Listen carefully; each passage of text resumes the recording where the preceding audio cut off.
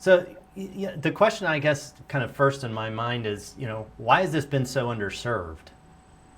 I think the AI industry obviously clearly is moving very, very fast. I think that the speed of change and evolution and scaling in the AI industry sort of created a bit of a blind spot. Of course, not to say that fraud is not something that has received a lot of attention, but there are many other elements that our industry is focused on. Obviously, model performance, superior model performance, and continuing to improve on model performance. It's a very competitive space. Infrastructure, safety, scaling into multilingual, which is an area that we're very interested in.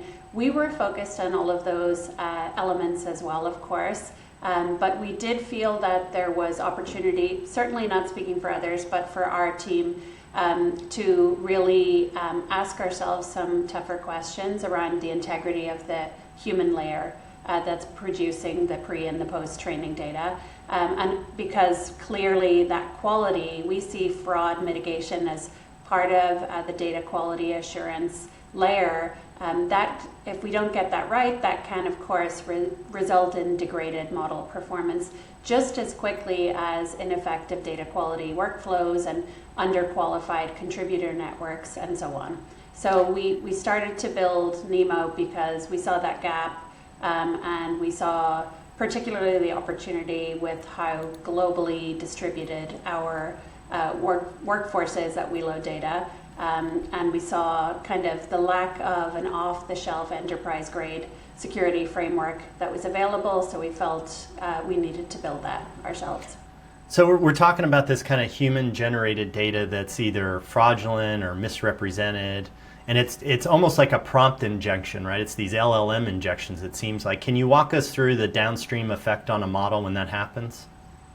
When there's ineffective fraud mitigation, or no, like when somebody's trying to inject LLM, when you see that fraud going into the LLMs, how does that affect everything downstream, with that model? Yes, absolutely. Well, I mean, ultimately, it means that the quality of the human judgments, whether that's model eval or the base data sets. The integrity just may not be there as designed, and that may be difficult to detect as our customers, as model builders and developers, are evolving their model until it's too late. It can be difficult to pinpoint what the source of degraded model performance is, and that is one of the challenges, right? It's often difficult to figure out exactly where in the data set did that degradation, did that issue, that gap crop up, and then it will, of course, proliferate across the model.